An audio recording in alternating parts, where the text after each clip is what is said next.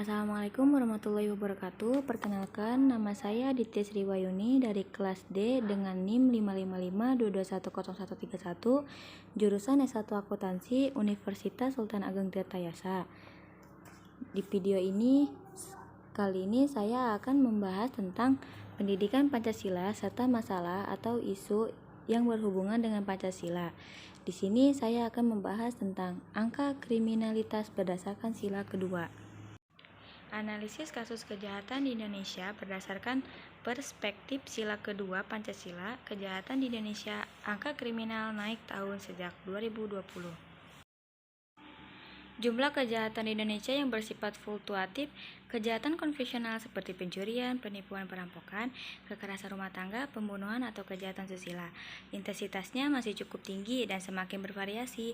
Pada tahun 2020, dunia internasional mengalami tantangan baru, kemunculan virus yang menyebar begitu cepat menjadi pandemi COVID-19 menguji keberlangsungan hidup negara, termasuk Indonesia. Dalam menghadapi pandemi COVID-19, pemerintah Indonesia terus berupaya untuk menanggulangi wabah.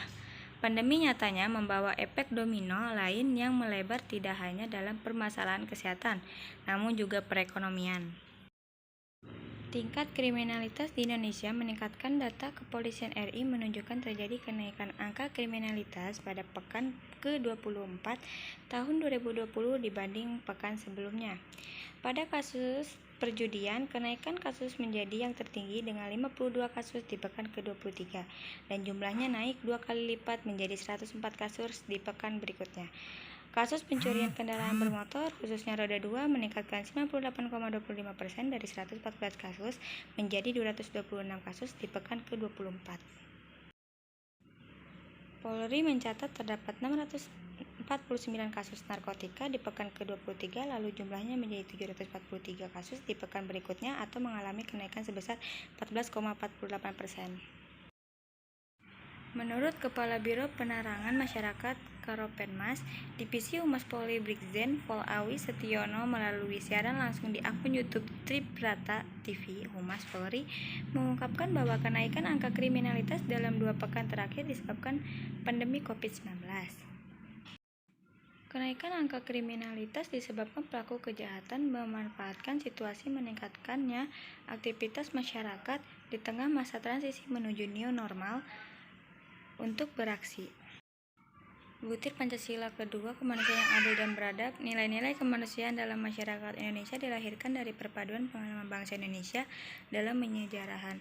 Bangsa Indonesia sejak dahulu dikenal sebagai bangsa maritim, telah menjelajah berbagai penjuru Nusantara bahkan dunia. Hasil pengembaraan itu membentuk karakter bangsa Indonesia yang kemudian oleh Soekarno disebut dengan istilah internasionalisme atau perkemanusiaan. Berdasarkan rekam jejak perjalanan bangsa Indonesia, tampak jelas bahwa sila kemanusiaan yang adil dan beradab memiliki akar yang kuat dalam historias kebangsaan Indonesia. Dari kesimpulan pembahasan di atas, kemanusiaan yang adil dan beradab, di mana dalam sila kedua ini menjelaskan bahwa sebagai rakyat Indonesia selayaknya memperlakukan setiap manusia secara adil dan beradab dengan cara saling mencintai sesama manusia, mengembangkan sikap tenggang rasa, tidak semena-mena terhadap orang lain, dan menjunjung tinggi nilai kemanusiaan. Dari sila kedua juga menjelaskan kita sebagai umat manusia seharusnya saling mencintai sesama manusia dan memperlakukan manusia selayaknya manusia, bukan sebaliknya yang dilakukan dalam kasus perampokan dan pembunuhan ataupun tidak kriminal lainnya. Sungguh ini tidak mencerminkan pada Pancasila kedua.